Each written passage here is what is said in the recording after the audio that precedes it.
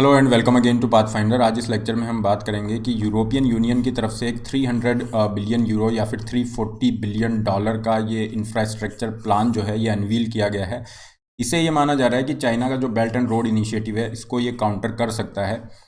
अगर हम European commission की वेबसाइट पे देखते हैं तो ये प्रेस रिलीज आपका 1 दिसंबर का प्रेस रिलीज है और इसके अंदर ये जो 300 बिलियन यूरो का ये जो प्लान है इसकी स्ट्रैटेजी के बारे में बात की गई कि किस तरह से ये जो है पोस्ट कोविड वर्ल्ड के अंदर जो है कनेक्टिविटी या इंफ्रास्ट्रक्चर को बिल्ड करने की बात कर रहा है। एंड जहाँ तक हम बात करें यूरोपियन यूनियन की, तो ये एक तरह से 27 मेंबर स्टेट्स हैं। बेसिकली यूरोप के अंदर जो कंट्रीज़ हैं 27 मेंबर स्टेट्स हैं। उसका पॉलिटिकल एंड इकोनॉमिक यूनियन है।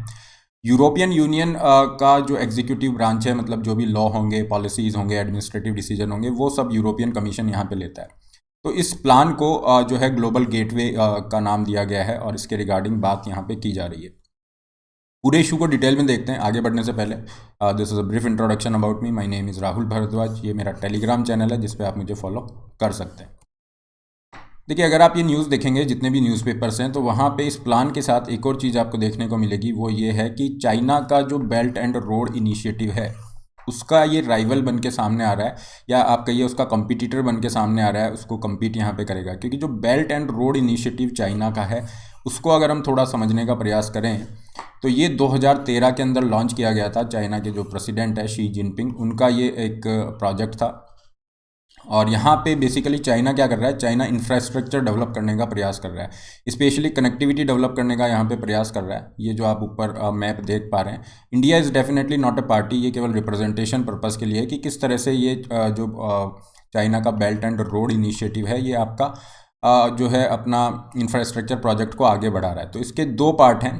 ये जो वन बेल्ट वन रोड लिखा है ये इसका पुराना नाम है। वन बेल्ट वन रोड इसका पुराना नाम है। अभी इसको बेल्ट एंड रोड इनिशिएटिव के नाम से जानते हैं। तो इसमें इकोनॉमिक बेल्ट है जहाँ पे ये लैंड रूट चाइना डेवलप कर रहा है। चाइना मेन लैंड से ये कनेक्टिविटी पूरी क्रिएट कर रहा है और यूरेशिया के अंदर एशियन कंट्रीज़ हैं, यूरोप तक ये आपकी पूरी कनेक्टिविटी जाएगी। इसके अलावा जो मैरीटाइम रोड है इसे भी डेवलप किया जा रहा है।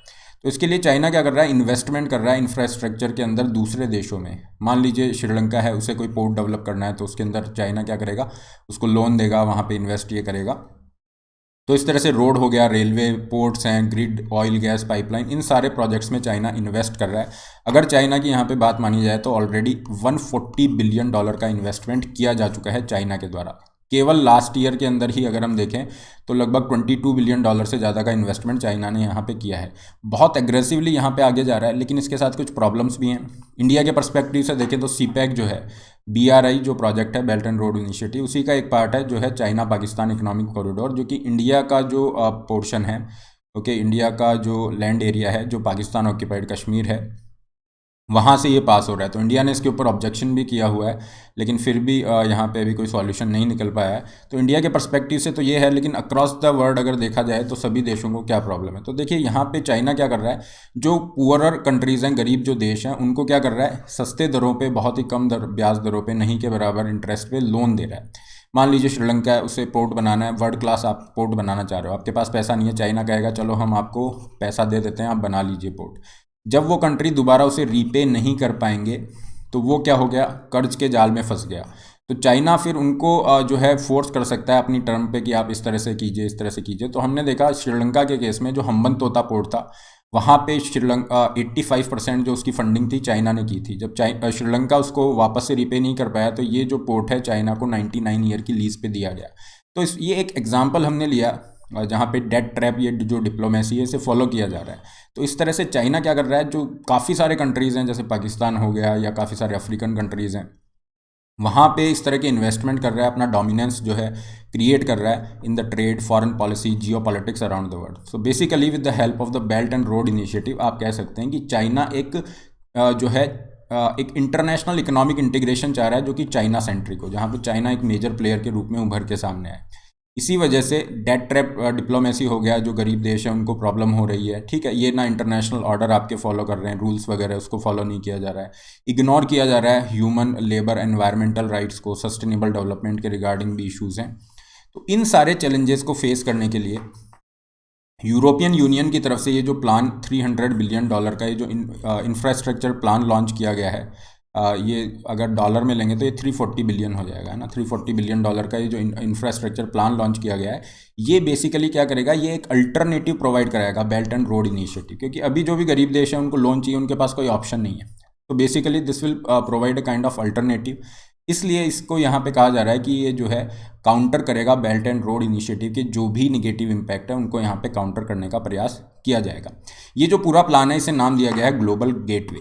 ग्लोबल गेटवे में बेसिकली क्या है, यूरोपियन यूनियन यहाँ पे 340 बिलियन डॉलर का इन्वेस्टमेंट प्लान कर रहे हैं 2021 से 2027 तक। इस टाइम पीरियड में इतना सारा पैसा ये इंफ्रास्ट्रक्चर में इन्वेस्ट करेंगे ताकि जो भी ग्लोबल रिकवरी हो रही है इसके रिगार्डिंग जो भी आपको इश्यूज़ रहेंगे, अगर हम बात करें तो सप्लाई चेन को कैसे रिजिलियंस बनाया जा सकता है, इसके बारे में बात होगी। सस्टेनेबल डेवलपमेंट के जो गोल्स हैं उनको पूरा करना, पेरिस एग्रीमेंट के रिगार्डिंग क्लाइमेट चेंज जैसे जो इनिशिएटिव है उनको फॉलो करना।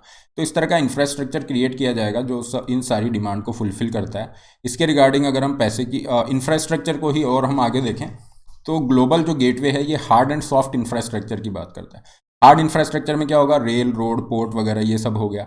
सॉफ्ट इंफ्रास्ट्रक्चर में आपकी बेसिकली आती हैं सर्विसेज, जैसे हेल्थ हो गया, एजुकेशन सर्विसेज हैं, ये सारी। तो ये दोनों इंफ्रास्ट्रक्चर को बनाने की बात कर रहा है। इसके अलावा डिजिटल, क्लाइमेट, एनर्जी, ट्रांसपोर्ट, इन सब एरिया में ये काम करने के लिए आगे आएगा। यहाँ पे अगर हम बात करें इसकी फंडिंग की, तो फंडिंग के लिए जो भी यूरोपियन यूनियन के मेंबर स्टेट्स हैं वो अपने फाइनेंशियल इंस्टीट्यूशंस के साथ आएंगे।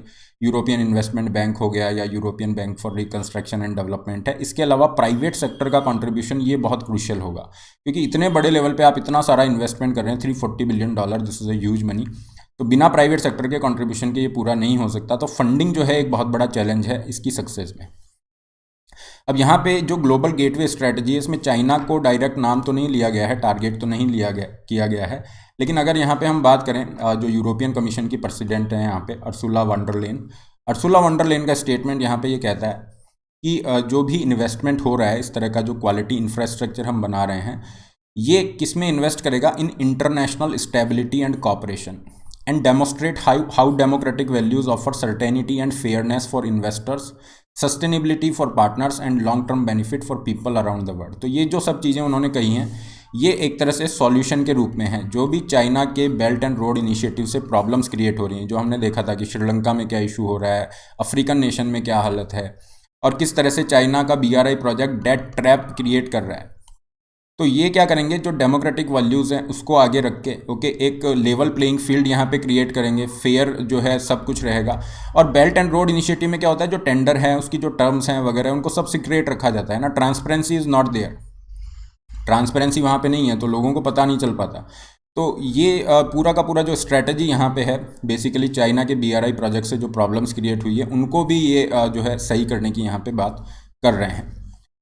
इसके अंदर अच्छी बात यह है कि जो ग्लोबल गेटवे की जो पूरी स्ट्रेटजी ये है आगे जाएगी, ये बेसिकली ऑलरेडी जो भी हमारा तैयार है पार्टनरशिप के हिसाब से जापान इंडिया के साथ में, यूरोपियन यूनियन का जो भी जापान इंडिया के साथ, या फिर एशियन कनेक्टिविटी स्ट्रेटजी में अगर हम बात करें तो आसियान नेशंस हैं, तो इनके साथ ये आगे बढ़ना चाह रहे हैं। तो डेफिनेटली इंडिया को यहाँ पे एडवांटेज होगा कि किस तरह से कनेक्टिविटी के रिगार्डिंग वो बहुत सारे प्रोजेक्ट है उनके अंदर अपना एडवांटेज ले सकता है। दूसरा इस स्ट्रेटजी का पार्ट ये है कि ये एक तरह से कॉम्प्लीमेंट करेगा जो कि G7 के अंदर डिसाइड किया गया था। G7 की अगर हम बात करें तो यहाँ पे recently built back better world के नाम से एक स्ट्रेटजी को लाया गया था, हालांकि ये अभी अपनी नेसेंट फेज में है। बिल्ट बैक बेटर वर्ल्ड क्या कर रहा है, पोस्ट कोविड जो वर्ल्ड है वहाँ पे कैसे इंफ्रास्ट्रक्चर को आगे बढ़ाया जा सकता है उसकी बात कर रहा है। तो इसके अंदर भी कुछ ज़्यादा चीज़ें सामने नहीं आई है, लेकिन ये भी जो बेल्ट एंड रोड इनिशिएटिव है उसका एक तरह का कॉम्पिटिटर माना जा रहा है। तो अगेन देखते हैं कितना ये सक्सेसफुल होता है नहीं होता है। लेकिन जहाँ तक चाइना की बात है, ग्लोबल टाइम्स जो कि चाइनीज़ गवर्नमेंट का माउथ पीस है उसने ये डिक्लेयर कर दिया है कि यूरोपियन यूनियन का ये जो पूरा प्लान है this is going to fail. आप यहाँ पे बताइए किस तरह से ये जो प्लान है चाइना के बेल्ट एंड रोड इनिशिएटिव को कितना काउंटर कर सकता है, क्या वाकई में इफेक्टिव होगा या नहीं होगा। तो this is all regarding this lecture. PDF of the session will be available on this Telegram channel. इसके अलावा अनअकैडमी के साथ आप जुड़ सकते हैं, घर बैठे UPSC की तैयारी कर सकते हैं, जहाँ पे आपको UPSC की तैयारी के लिए जितने भी रिसोर्सेज चाहिए वो सारे एक प्लेटफॉर्म पे मिल जाते हैं। सब्सक्रिप्शन का लिंक डिस्क्रिप्शन बॉक्स में दिया गया है। यहाँ पे आप अपनी नीड के अकॉर्डिंग प्लान चूज कर सकते हैं। Put the code RBLive to get 10% extra off. You can go for the iconic as well with added benefit. ये आइकॉनिक का फीस स्ट्रक्चर है, केवल ऑप्शनल के लिए जा रहे हैं तो ये केवल ऑप्शनल का फीस स्ट्रक्चर है।